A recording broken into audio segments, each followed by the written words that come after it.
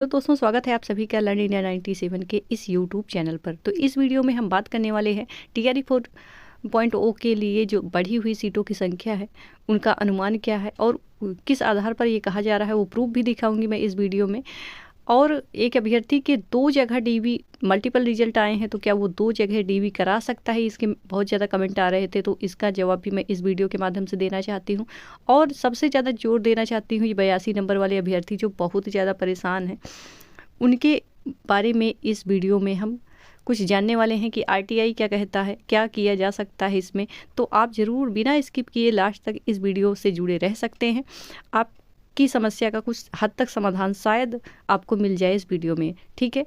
तो चलिए शुरू करते हैं। सबसे पहले हम जानेंगे 82 नंबर वाले बच्चे कितने ज़्यादा परेशान हैं। आप उनके सिर्फ 2 एक कमेंट देख कर समझ जाएंगे। वैसे तो आप अगर इस टीवी से जुड़े हुए हैं तो आपको पता ही होगा कि कितनी ज़्यादा परेशानी हुई। वहाँ से लोग रोते हुए आ रहे हैं, मतलब आपका 82 नंबर है, ठीक है जाओ।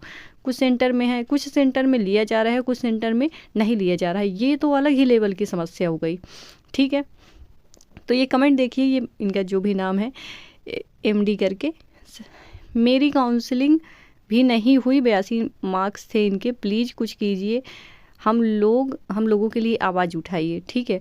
तो बहुत सारे बच्चे परेशान हैं। एक ये इनका नाम है मिस्टर विद्यानंद सरस्वती जी, कह रहे हैं बहुत परेशान किया जा रहा है हम लोगों के साथ, 82 मार्क्स वाला का काउंसलिंग नहीं हो रहा है, हेल्प कीजिए, ठीक है। तो बहुत ज़्यादा बच्चे परेशान हैं। तो इसके बारे में सबसे पहले बात करते हैं कि आरटीआई क्या कहता है।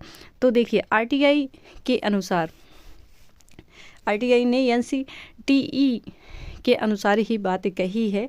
उसके अनुसार क्या होता है कि अगर देखिए सीटेट का पेपर 150 नंबर का होता है, ठीक है, 150 नंबर का। तो वो कहता है कि अगर सामान्य वर्ग से के 60%, जैसे आप जनरल हैं और आपके 60% आ रहा है, 60% होता है 90 नंबर, ठीक है, 90 नंबर या अंक या उससे अधिक है, तो आप सामान्य वर्ग में क्लियर हो चुके हैं, आपने सीटेट पास कर लिया है, ठीक है। लेकिन अगर आपने एससी कैटेगरी से है, एसटी कैटेगरी से है, या अन्य पिछड़ा वर्ग से है, या फिर शारीरिक विकलांग है, तो आपको 5% की छूट दी जाती है, 5% की।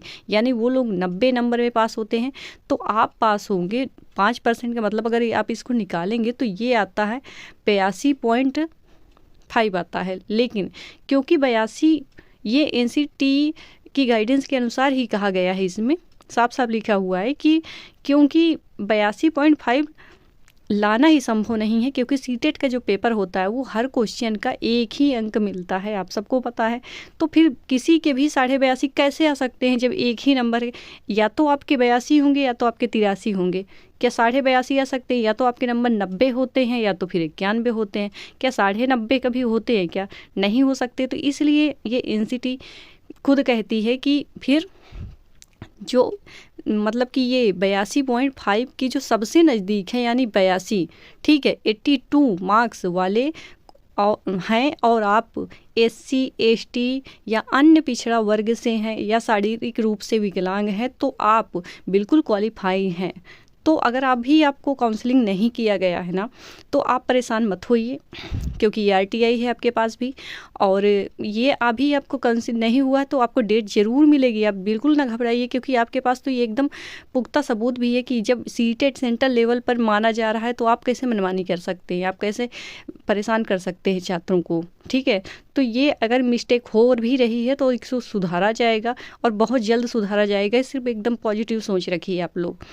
दूसरी अब बात करने वाले हैं, और इस वीडियो को ज़्यादा से ज़्यादा लोगों के पास शेयर करिए ताकि सबको सही न्यूज़ मिल सके, ठीक है। अब बात करते हैं 4.0 के बारे में कि उसकी सीटें कितनी बढ़ी हैं, और डीवी के बारे में बात करते हैं। कुछ लोग कह रहे थे कि आप मल्टीपल जगह पर डीवी करवा सकते हैं क्या। जैसे आपका रिजल्ट पीआरटी में अभी पीआरटी का हो रहा है, तो आपका पीआरटी में भी है, 6-8 में भी है, और या आपका पीजीटी में भी होगा।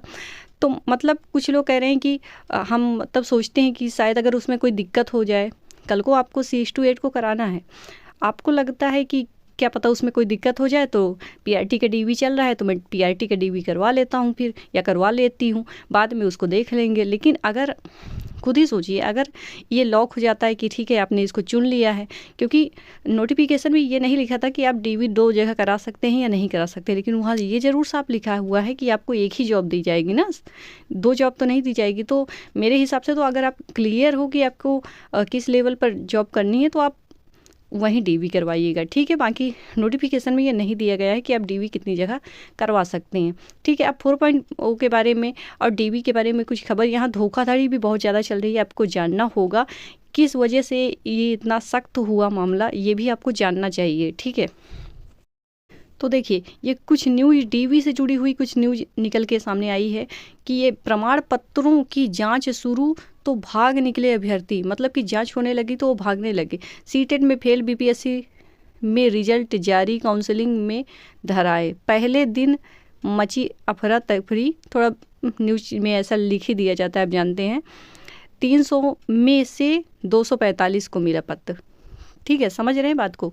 तो मतलब कि ये बहुत ज़्यादा धोखाधड़ी हो रहा था, बहुत ज़्यादा बाद में पकड़े गए थे। आपको पता है टीआरई 1 में, टीआरई 2 में बाद में पता चला कि हाँ ये लोग मतलब कि ये पता नहीं कैसे पहुंच गए, इनकी डॉक्यूमेंट्स अलग अलग थे, सब्जेक्ट अलग थे, कोई भाषा का टीचर नहीं है लेकिन फिर भी वहाँ भाषा पढ़ा रहा है। तो ये सारी चीज़ें अब इस बार सख्त हो गई ना थोड़ा सा, क्योंकि 2 बार बहुत बाद में निकाला गया लोगों को।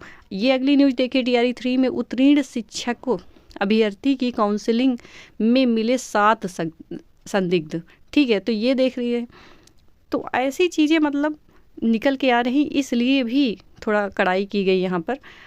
अब ये न्यूज़ शायद आपने देख भी ली होगी, 6 माह में ये लगभग 1.70 लाख पदों पर नियुक्ति की प्रक्रिया होगी पूरी। राज्य सरकार मतलब कि नौकरी देने के लिए प्रतिबद्ध है यहाँ पर। तो ये अगर इसकी बात की जाए तो देखिए, जैसे कि जिनके मल्टीपल रिजल्ट आ रहे हैं ना, तो उनकी मतलब उनके लिए तो ये आवाज़ उठाई जा रही है कि जो भी मल्टीपल रिजल्ट से जो सीटें बच रही हैं, इनका डेटा इनके पास सब कुछ होता है, तो कह रहे हैं कि जो भी क्या नाम है इनसे सीटें बच रही हैं उन पर सप्लीमेंट्री रिजल्ट आए। लेकिन सोचिए, जो धोखाधड़ी से हैं या जो लोग ऐसे ही नहीं देना चाहते कि मतलब कि सिर्फ उनके पास डॉक्यूमेंट्स पूरे नहीं थे लेकिन उन्होंने ऐसे एज ए टेस्ट लेने के लिए पेपर दे दिया हो, या कुछ लोग होते हैं जो ऐसे दे देते हैं और फिर उनको जिला इतनी दूर भेज दिया जाता है, खासकर लड़कियों के लिए, फिर उनके घर वाले उनको भेजते नहीं कि ये थोड़ा दूर है या एरिया सही नहीं है वगैरह वगैरह। तो इसके लिए भी तो बहुत सारी सीटें बच जाएंगी और ये सारी सीटें टीआरई 4 में जाके जुड़ जाएंगी, और जिसकी प्रक्रिया संभवतः मैं कहूँ ना तो अप्रैल मई तक में, अप्रैल में कह सकते हो आप कि पेपर होगा अप्रैल या मई में। उससे पहले तो मुझे ज़रा भी संभावना नहीं लग रही। अभी आप लोग अगर टीआरई 4 के कैंडिडेट हो तो अभी आप तैयारी करिए, जम के तैयारी करिए, क्योंकि कंपटीशन तो पूरा है इस बार, ठीक है, और पढ़ना तो पड़ेगा। के और टीआरई 3 के डीवी से जुड़े हुए बच्चों से मैं कहना चाहती हूँ कि आप लोग परेशान प्लीज़ ना होइए, कुछ ना कुछ ज़रूर होगा, नोटिस आएगी। एक बार ये डीवी का प्रोसेस, एक बार ये प्रक्रिया ख़त्म हो जाए, इसके बाद दोबारा ये लोग क्या करते हैं, कुछ ना कुछ कदम ज़रूर उठाएंगे, वरना इस तरह तो जो योग के शिक्षक हैं वो भी इनके हाथ से निकल जाएगा, क्योंकि वैसे बिहार पर सरकार कह रही है कि हमें योग्य शिक्षक नहीं मिल रहे हैं, तो ऐसे ही हाथ से निकल जाएंगे थोड़ी थोड़ी गलतियों की वजह से, ठीक है। और जो टीआरई 4 के कैंडिडेट है वो ज़रूर ध्यान रखिए, अपने जो डॉक्यूमेंट्स में 1-2 अल्फ़ाबेट आपके गलत हैं या फिर केएम की समस्या, वो अभी से सुधारना शुरू कर दीजिए, आपके लिए अच्छा होगा, ठीक है। थैंक यू फॉर वॉचिंग, मिलती हूँ नई अपडेट में, तब तक के लिए जय हिंद जय भारत, अपना ध्यान रखिएगा और पढ़ते रहिएगा। Thank you.